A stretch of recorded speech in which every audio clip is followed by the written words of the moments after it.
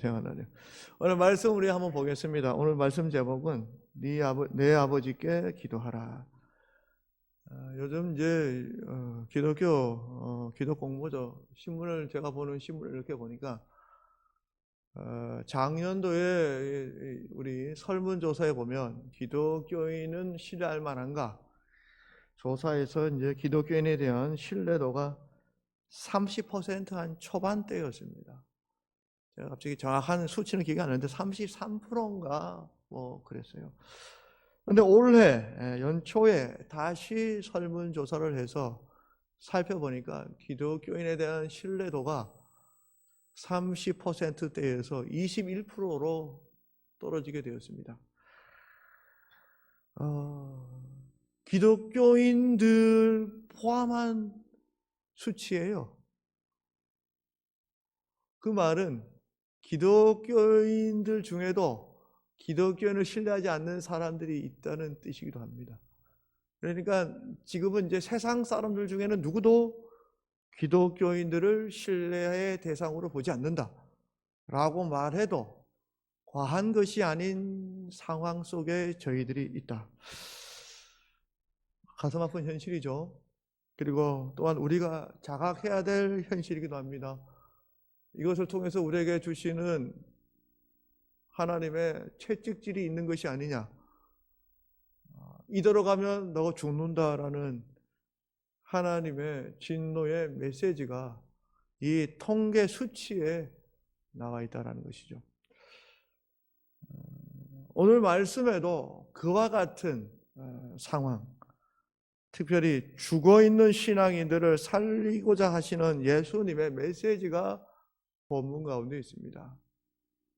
죽어있는 신앙이라는 말은 이제 유대교인 신앙인들을 말하는 것입니다.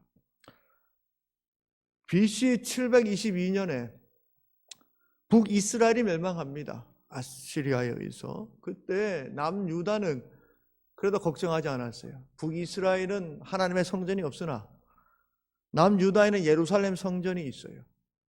걱정하지 않았어요. 그리고 혈통적으로도 북이스라엘의 왕조는 다윗의 혈통이었습니다. 그런데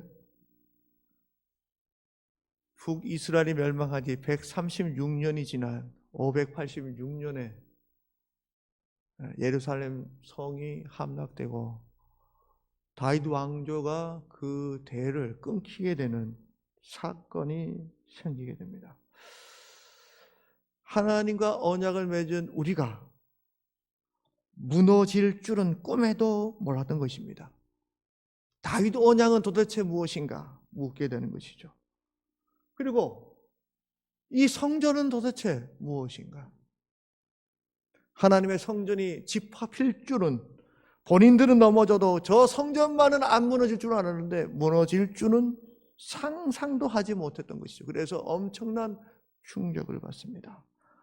그들의 현민의 자긍심, 민족의 자긍심은 어디에 있었습니까?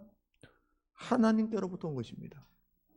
하나님과 우리의 관계를 통해서 언약, 성전, 그 자긍심이 있었어요. 그런데 그 요소들이 하나하나 다 사라지게 된 것입니다. 당황했고 어쩔 바를 몰랐습니다. 그러나 이제 그들에게 돌이켜보니 남아있는 신앙의 중요한 요소는 딱 하나 남았습니다. 빼앗기지 않은 것 하나, 바로 토라 말씀이었습니다. 왕조, 성전은 없어도 맞아, 우리에게는 하나님의 말씀이 있지. 이 말씀만은 영원할 거야. 바벨론 포로의 시간 동안 유대인들은 자신들이 이런 수모를 겪고 있는 것은 하나님과의 관계가 깨어졌고 말씀을 제대로 살지 않았던 이 사실 때문에 왕궁도 무너지고 성전도 무너진 것이야 라고 판단하게 된 것입니다. 그래서 비록 타지에 볼모로 잡혀있는 삶이라 할지라도 말씀에 따라서 살려고 몸부림치기 시작한 것입니다. 저는 그것이 나쁘다고 말하는 게 아닙니다. 굉장히 투철한 신앙으로 살려고 몸부림친 것이죠. 처음 시작은 그랬습니다. 성경에 보면 다니엘과 세 친구들이 나옵니다. 그 어려운 포로의 시간들 속에서도 신앙의 절개를 지키고 차라리 사자굴에 들어갈지언정 풀무불에 던져질지언정 믿음의 도를 버리지 않겠다. 말씀대로 살겠다. 몸부림쳤습니다. 그로부터 한 100년이 지나면 이제 페르시아 바사가 다스리는 그 제국 속에 이스라엘이 편입되죠. 그때 모르드게와 에스더가 있죠. 그들 역시도 다니엘과 세 친구들처럼 신앙의 절개를 지켰던 모습들을 우리가 기억하게 됩니다. 전통, 믿음의 유산을 고수하려는 강한 민족주의적인 배경 속에서 유대 신앙, 유대교가 발전하게 되는 것입니다. 그런데 이것이 시간이 지나면 지날수록 구약에서 말씀하고 있는 하나님의 말씀을 지나치게 형식적인 방식으로 왜곡하며 지키려고 살아가고 있는 모습을 보게 됩니다. 그 조선 시대 후기에도 우리나라 성리학, 유교가 좀 이런 모습을 가지고 있죠. 유교의 원래 가치, 인, 덕 이런 것보다는 그 형식에 치우치는 장면들을 보게 됩니다. 제사도 어마무시무시하게 많고 본질을 벗어나는 게 굉장히 막 그 사회를 이끌어가는 것을 보게 됩니다. 또 부모님이 돌아가셨을 때 최소한 3년 상을 치러야 한다고 해서 묘지에 3년 동안 애곡하는 시간들을 가졌죠. 그러나 이제 후기 되면 이 곡도 힘들어가지고 본인이 아니고 돈으로 쓰여가지고 그 초막딱 짓고 옆에 애곡하는 사람 돈으로 사였어요. 그래가 아이고 이렇게 짓도록 3년 동안 그런 짓을 해야 예가 있는 사람, 사회적으로 덕망이 있는 사람으로 인정받는 시대가 되었습니다. 출발이 아무리 좋아도 형식에 갇히기 시작하면 원래 원뜻이 왜곡될 가능성이 굉장히 많습니다. 예수님이 활동하던 시대, 하나님의 말씀, 그 구약의 말씀을 가지고 설려고 했던 유대인들, 그 모습이 아주 형식의 극에 달한 시대였음을 보게 됩니다. 하나님의 말씀에 생명력을 잃어가고 외형적으로만 신앙인들이 서 있는 모습을 보게 됩니다. 특별히 오늘 본문에 그 모습이 잘 나와 있는데 3가지의 종교적인 행위 나타납니다. 첫 번째는 뭡니까? 구제. 여러분, 구제의 종교적인 행위입니다. 두 번째는 기도, 세 번째는 금식입니다. 구약 성경 이제 외경이죠, 외경. 우리 책에는, 우리 성경 책에는 없어요. 외경에 보면 토비아라는 외경 책이 있습니다. 거기에 보면 구제, 기도, 금식. 오늘 예수님이 언급한 바로 이거 이제 이 시대, 예수님 시대에는 이 사람들이 다 알고 있는 내용이에요. 구제, 기도, 금식을 두고 하나님의 자녀된 자들, 백성된 자들이 반드시 추구해야 할 3대 경건으로 뽑았습니다. 그래서 중요해요, 여러분. 구제하는 거, 기도하는 거, 금식하는 거. 이 시대의 사람들이 이걸 되게 중시 여겼어요, 신앙인에게. 구역 율법에 익숙한 저 신앙인들이 굉장히 중요하게 관심을 가지고 살았어요. 그래서 예수님께서 그 시대에 경건의 모양을 갖고 있는 신앙인들에게 어떤 것이 참 경건인지를 가르치고자 오늘 말씀을 통해서 우리에게 전해주고 있습니다. 이 3가지 종교적 행위, 구제, 기도, 금식, 되게 중요한 영적인 가치죠. 지금 우리에게도 되게 중요한 가치입니다. 그죠? 그런데 예수님이 보기에는 이 3가지, 이 종교적인 이 요소 3가지가 굉장히 위험성을 가지고 있다고 본 것입니다. 이 종교적 행위에 어떤 위험성이 있느냐? 위선이 될 수 있다. 성경에는 외식이라고 표현되어 있어요. 정확하게 외식. 외식이 될 수 있다. 2절에 이렇게 말씀하고, 그러므로 구제할 때 외식하는 자가라고 되어 있고, 5절에 또 너희는 기도할 때 외식하는 자와 같이 하지 말라. 16절 금식할 때, 구제, 기도, 금식이죠. 금식할 때 너희는 외식하는 자들과 같이 슬픈 기색을 보이지 말라. 예수님께서는 형식적인 거, 이 외식, 이것을 굉장히 신앙인에게 위험한 요소로 본 것입니다. 위험하다. 신앙의 형식은 있는데 그 안에 생명력이 없는 것을 예수님께서는 쭉정이라고 말씀하시죠. 이게 더 위험하다. 위험하다. 외식이야말로 예수님을 따르는 자들에게, 신앙인들에게 가장 위험한 것 중에 하나다. 이 세 가지 경건을 추구하는 삶 속에 이런 위험이 있다는 것이죠. 세상에는 이런 위험이 없어요, 여러분. 누구에게 위험이 있냐? 예배자라고 서려는 신앙인들에게 이런 위험이 있다.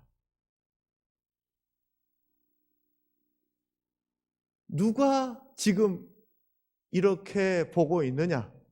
세상 사람들이 우리들을 그 위험에 빠진 사람들로 보고 있는 것입니다. 예배자는 있으나 그 안에 생명이 없는 신앙인들로 보기 시작한 것입니다.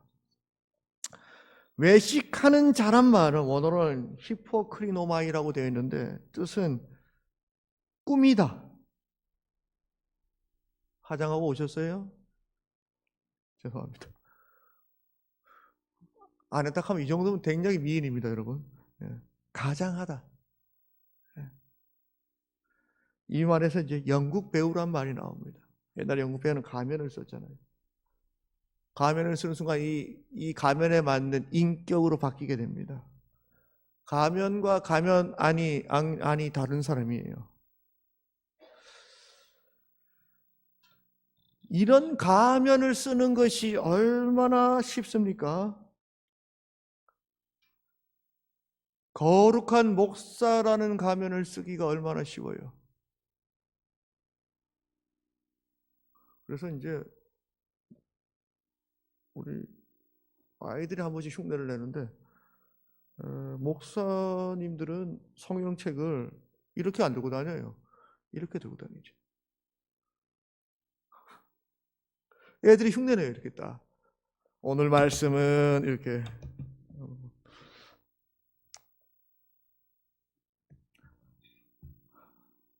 얼마나 쓰기 편해요.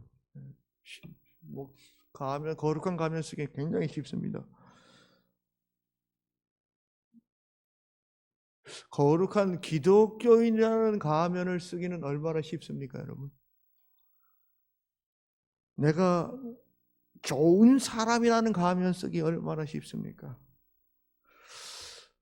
정말로 많은 가면들이 실제로 제 안에도 참 많이 있습니다. 여러분, 외식이 얼마나 범하기 쉬운 것인지 모릅니다. 그런데 이보다 더 우리를 무너뜨리는 것도 사실은 없습니다, 여러분. 그리고 실제로 굉장히 위험하면서도 경계를 잘 하지 않습니다, 외식은. 다른 거는 잘 경계해요. 뭐 성적인 범죄, 물질적인 욕망 이런 거. 이런 것들은 경계가 잘 돼요, 우리도. 그런데 뭐가 잘 안 되느냐? 외식은 잘 안 돼요. 잘 안 됩니다. 왜냐하면 외식인 줄 인식하기가 너무 어려워요. 죄라고 인식하지 않게 되고 심지어 본인에게 문제가 있는 것조차도 깨닫지 못합니다. 그리고 내가 잘했다라고 생각합니다. 심지어 외식이 극에 달하면 본인이 굉장히 경건한 줄 알아요. 예수님 시대 바리새인들이 본인보다 더 경건한 사람 없다고 생각했죠. 그래서 어떻게 되냐면 저 세리와 같은 자와 같이 되지 않음에 하나님 감사합니다 이렇게 찬양해요. 자기에게 그런 권위가 있다고 생각해요. 그래서 너무 쉽게 판단하고 내가 보니 저 사람은 이렇습니다. 이 사람은 이런 문제가 있네요 라고 너무 쉽게 진단합니다. 아니, 목사만 그런 게 아니라니까요. 목사만 쉽게 성도들 진단하는 게 아니라 다 성도들도 쉽게 진단해요. 저건 저 안 돼. 저런 저래가 되겠나.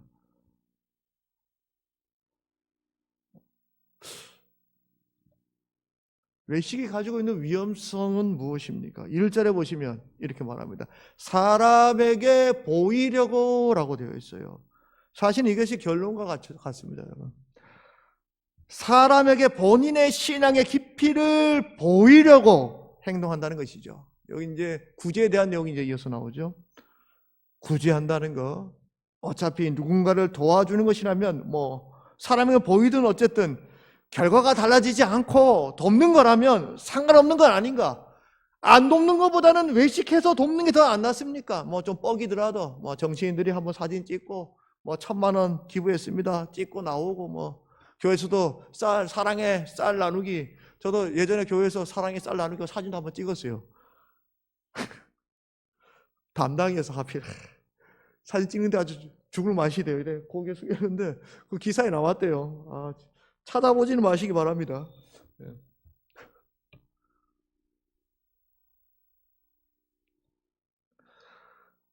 얼마나 쉽습니까? 그래도 돕는 게 안 낫습니까?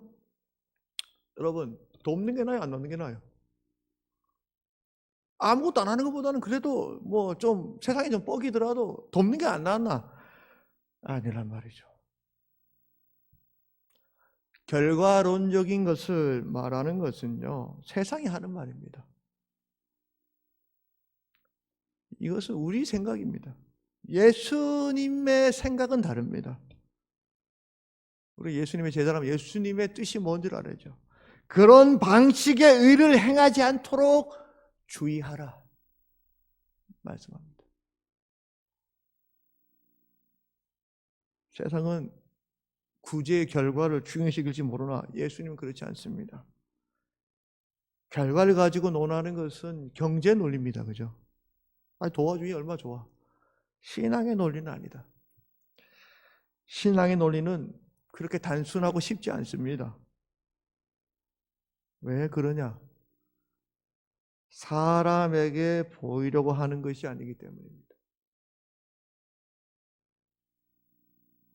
우리가 살아가고 구제, 의를 행하는 목적을 사람에게 둔다면 그것은 신앙인이 아닙니다. 사람에게 목적을 두는 순간 중요한 것이 빠집니다. 뭐냐 하면 그들이 나의 공로를 높여주지 않을 때 내가 했던 모든 의로움에 대한 보람을 느끼지 못할 위험성이 도사리고 있습니다. 교회 봉사도 마찬가지죠. 봉사하는데 알아주지 않으면 그 봉사의 가치를 못 느낍니다. 알아준다면 문제가 없지만 못 알아준다면 마음 한편으로 섭섭한 마음이 드는 것이죠. 출발부터가 예수님 보시기에 잘못됐다 하시는 것입니다. 그런 방식의 섬긴 구제는 의로움은 하나님께로 나가지 못한다 말합니다. 죽은 것이다. 그런데 우리는 이걸 좀 심각하게 받아들이지 않아요. 예수님의 방식을 정말 잘 보시기 바랍니다. 이것은 아무도 모르게 하는 방식입니다. 드러나지 않아서 결국 손해보는 것 같고 승리하지 못할 것 같으나 그렇지 않다는 것이죠. 반드시 언젠가 느릴지는 모르지만 역사하고 열매 맺게 된다 말씀하시는 것입니다. 소금이 그 단적인 예입니다, 여러분.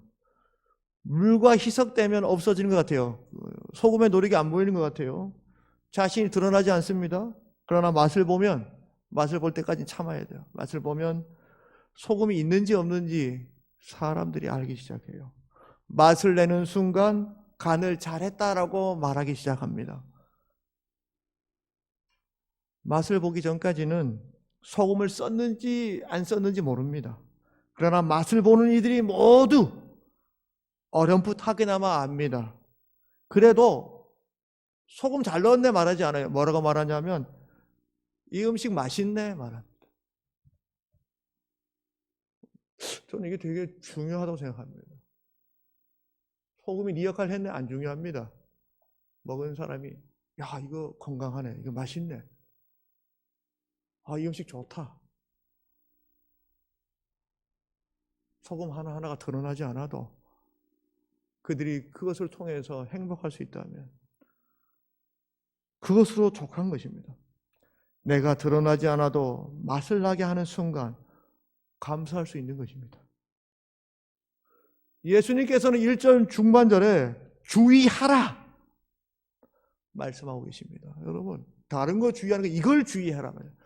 네가 의롭게 살지 못한 거를 주의하라가 아니라 그런 방식의 의로움으로 나가려 하는 그걸 주의하라 말하는 것입니다. 우리 엉뚱한 걸 주의하죠. 이걸 주의해야 돼요. 주의하라, 조심해라, 삼가라는 뜻을 가지고 있습니다. 어린아이 뒤를 따라가면서 세심한 주의를 기울이는 어머니의 마음이 이 단어 속에 있어요. 의를 행하라 가르쳐주시면 얼마나 쉬워요. 좋은 일 나쁜 일 딱딱 구별해서 하면 되는데 예수님은 그렇게 말하잖아요. 의를 행하는 것이 중요한 게 아니야. 그 의에 초점을 맞추는 것이 중요해. 넌 주의해야 한단다. 뭘? 의가 사람에게 맞춰지는 순간, 의가 타자의 시선에 맞춰지는 순간 그 의는 의가 아니야. 내 의를 드러내는 것에 맞춰진다면 하늘의 아버지께 상을 받지 못해. 성경에는 그런 의를 뭐라고 되어 있냐면 오늘 예수님 말씀에 너희 의라고 말합니다. 너희 의. 우리는 그래서 주의하며 살아야 합니다. 끊임없이 무엇을 하든지 초점을 맞추도록 주의하는 것입니다. 나의 의가 되지 않도록. 내가 섬길 때, 구제할 때에도, 기도할 때에도 오른손이 하는 것을 왼손이 모르게 하여야 하는 것입니다. 사실 여러분 오늘 본문 3절을 보시면 여러분 너무 잘하는 내용이에요. 3절.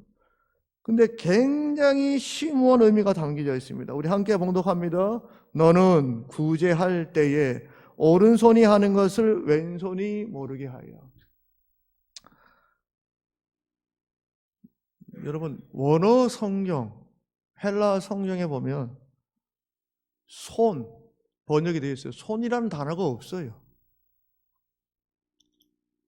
원어 성경에는 앞에 이제 구제라는 말이 전제돼요. 너는 구제할 때 이 구제라는 말이 나오다 보니 손이라는 단어를 첨부해서 번역을 했어요. 원어 성경대로 제가 직역해서 이 말씀을 풀면 이렇습니다. 너는 구제할 때에 오른편이 하는 것을 왼편이 모르게 하여가 됩니다. 그런데 구제를 하는 거니까 손이라는 단어를 넣는 것이 더 이해에 도움이 된다 해서 오른손이 하는 것을 왼손이 모르게 하라. 뭔 차이가 있나 생각할 수 있습니다. 그러나 좀 큰 차이가 있습니다. 물론 오른편이라는 말 속에 손이라는 말을 첨가해서 해석해도 성경의 말씀을 왜곡하는 것은 아니기 때문에 적절한 번역이기도 합니다. 그런데 또 하나 우리가 놓칠 수 있는 것은 뭐냐면 오른편은 성경에는 긍정적인 의미가 있어요. 구원받는 자는 긍정적인 의미가 있어요. 왼편은 부정적인 의미가 있습니다. 구제하는 아름다운 순간 이 오른편이죠. 오른편이 하는 일입니다. 긍정적인 의미가 있죠. 그런데 왼편 부정적인 것들이 내 안에서 알아지는 순간이 있어요. 탁 튀어나올 수가 있어요. 뭘까요? 과시욕, 자기의. 또한 구제할 때 이것을 했을 경우에 나타날 성과, 현상을 생각할 수 있어요. 이게 소용이 있을까부터 시작해서, 그죠? 이런다고 이 사람의 삶이 바뀔까? 이런 생각도 할 수 있어요. 구제할 때. 또 혹은 이거 했을 때 내가 사회적인 누릴 어떤 명예, 처우 이런 것도 이 순간 생각할 수가 있어요.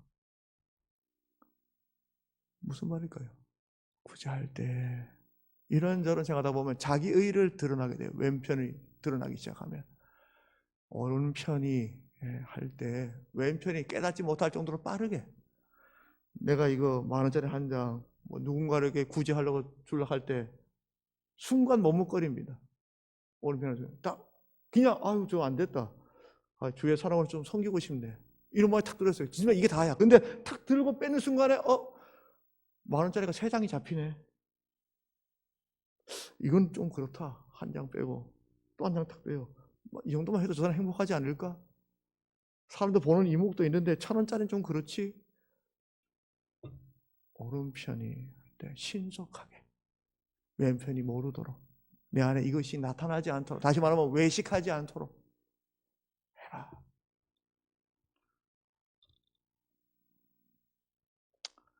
얼마나 외식에 신경을 쓰면서 우리가 사는지 모릅니다. 우리의 마음이 빼앗기지 말아야 한다는 것이죠. 왼편의 것들, 부정적인 것들 앞에. 여러분, 그래서 주의하라, 이 말씀의 뜻을 잘 생각하시기 바랍니다. 주의하라고 말씀하시는 것은 언제든 내 선한 의도가 변질될 위험이 있다는 것을 예수님께서 보신 것입니다. 신앙생활 열심히 했는데, 음식을 열심히 차렸는데 위생 상태가 한순간에 나빠질 수 있어요. 그러면 상을 올리는 것만 못한 상황이 될 수도 있다. 그 여러분이 차려진 음식을 통해서 다른 사람이 다 식중독에 걸릴 위험도 있다는 것이죠. 그럴 것 같으면 안 차리는 게 낫다. 그래서 4절에 예수님께서 이렇게 말하고, 내 구제함을 은밀하게 하라. 은밀한 중에 보시는 너희 아버지께서 갚으시리라. 기도할 때에도 마찬가지죠. 왼편에 부정적인 것들이 살아나려고 합니다. 사람들에게 보이려고 할 수 있습니다. 그때마다 다시 한번 점검하는 것이죠. 여러분, 이 기도하다, 이 단어도 원어로 보면 굉장히 흥미로워요. 프로슈코마이라고 하는데 두 개의 단어가 합쳐진 말이에요. 기도하다는 말은. 먼저 프로스, 무엇을 향하여, 향하는 것입니다, 여러분. 그 다음에 유코마이라는 말이 있어요. 이게 원하다, 고대하다라는 뜻을 가지고 있습니다. 향해서 고대하는 것을 말하는데 그게 기도입니다. 그럼 누구를 향해야 하는 것일까요? 여러분, 이 기도란 말은 방향성이 그 안에 담겨져 있다는 것을 우리가 놓치지 말아야 돼요. 방향. 두 개의 방향이면 기도가 아닙니다. 네 기도가 두 개의 방향을 가지고 있다면 그 기도 아니다. 기도란 말 자체가 그런 것이에요. 누구께 기도해야 됩니까? 하나님께. 외식하는 자의 기도의 방향은 두 개였습니다. 사람과 하나님. 방향이 두 개인 순간 예수님은 이렇게 말씀하시는 것이죠. 너 방향을 잃은 기도다, 지금. 방향이 없다. 방향을 잃었으니, 여러분, 방향을 잃었으니 강구하는 것이 연합될 수가 없는 것이죠. 방향을 잃었는데. 방향이 다른데 연락될 수가 없는 것이죠. 예수님이 그래서 처방전을 내립니다. 6절, 너는 기도할 때에 내 골방에 들어가 문을 닫고 은밀한 중에 계신 내 아버지께, 분명히 오늘 설교 제목입니다. 내 아버지께, 방향 정확하게 말씀하고 있어요. 아버지께 기도하라. 네 방향. 기도 왜 하냐? 우리 방향을 잃지 않으려고 하는 것이, 끊임없이 하나님을 바라보기 위해서 기도하는 것입니다. 기도의 원래 목적이 강구보다 앞장서는 건 뭐냐? 방향이에요. 내가 잃지 않도록, 방향을 잃지 않도록 기도하는 것이 하나님. 오늘 순간에도 내가 사람들에게 보이려고 했습니다. 내 방향은 그렇지 않아요. 하나님께 방향을 맞추고 싶습니다. 또 조절하고 또 조절해요. 이걸 잃는 순간 다 잃는 것이죠.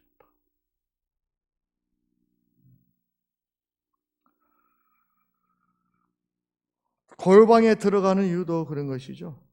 방향을 정확하게 찾기 위해서. 이어서 우리 말씀을 보시면 기도에 대한 방법에 대해서 예수님이 가르쳐 주십니다. 오늘은 이제 설교 포인트가 그것이 아니기 때문에 그것을 언급하지는 않습니다. 예전에 한번 우리 청년들 대성을 한번 말씀을 전한 것 같은데, 혹시 기회가 있으면 다시 한번 주님 가르치는 기도의 의미에 대해서 여러분하고 나누고자 합니다. 마지막으로 금식이죠. 유대인들이 중요시 여기는 3대 경건, 구제, 기도, 그 다음에 금식. 이 금식도 외식의 위험이 있다 말씀하고 있습니다. 특별히 금식을 통해서 신앙인들이 얻고자 했던 것은 3가지죠. 첫 번째, 하나님 앞에 자신의 겸손을 드러내는 행위입니다. 금식이. 두 번째, 하나님 앞에 간절히 도움을 호소하기 위한 방법으로 금식을 했습니다. 세 번째, 신앙의 훈련의 방법으로 금식을 했어요. 그래서 어떤 면에서 금식도 중요한 신앙의 유산 중에 하나가 아닐까 생각합니다. 실제로 이제 구약의 성도들은 개인적으로 금식을 하기도 했고, 또 1년에 한 번 대속죄일에 민족 전체가 정기적으로 금식을 하기도 했습니다. 심지어 예수님 시대 때는 바리새인들을 중심으로 해서 금식을 매주 해 나갔습니다. 어떻게 하냐면 이제 하나님의 이제 율법을 받을 때에 40주야로 금식했던 시간들이 있지 않습니까? 그래서 성산에 올라갔다 내려왔던 날은 목요일이고 내려왔던 날은 월요일이었기 때문에 목요일 날 한 번 금식하고 또 월요일 날 금식하고 이렇게 일주일에 2번 바리새인들은 금식을 했다고 합니다. 대단한 사람들이죠. 예수님 이제 그것을 본 것이에요. 그런데 문제는 뭐냐 하면 금식이 이런 영적인 차원의 의미가 아니고 자신에게 맞춰져 있고 자신을 드러내기 위한 수단으로 사용되었다는 것이죠. 혹시 본인이 금식하고 있는 것을 모를까 싶어서 어떻게 하냐면 슬픈 기색을 띄었어요. 저 사람들이. 야, 나는 금식해. 일주일에 2번 하는 걸 금식하니까 내가 이렇게 초췌해져 있어. 슬픈 기색을 띈다. 예수님이 야, 그러지 마라. 네가 슬픈 기색을 띠는 순간에 방향이 틀어진다. 하나님께 안 맞춰진다. 그러니 혹 방향이 흐트러질 위험성이 있는 거 다 제거해. 슬픈 기색 띠지 말고 오히려 머리에 기름 발라. 얼굴을 좀 씻어라. 방향을 온전히 하나님께 맡겨라. 우리 세 가지에 대해서 살펴봅니다. 구제할 때에 오른편이 하는 것을 왼편이 모르도록 신속하게, 내가 외식에 빠지지 않도록 신속하게 해라. 기도할 때에 기도의 방향이 하나님께만 맞춰지도록 해라. 금식할 때에 외모 전체에 풍기는 금식의 내용들이 없어지도록 주의해라. 이렇게 주의하는 이유가 뭘까요? 우리의 신앙이 온전히 하나님께만 향해져야 하기 때문입니다. 찬양할 때에도 교제할 때에도 모든 순서마다 하나님께 향해야 됩니다. 이것이 오늘 이 시대에 우리가 이 땅에서 신앙인으로 서야 할 중요한 예수님의 권면의 말씀입니다. 여러분, 이래야 교회가 삽니다. 이래야 우리가 신앙인으로 살 수가 있습니다. 이걸 놓치지 마시고 돌아오셔서 우리 모두가 하나님께만 맞춰지는 복된 신앙인의 삶, 형식만 있고 알맹이가 없는 삶이 아니라 정말 생명력이 있는 신앙인들 되시기를 주님의 이름으로 축복합니다.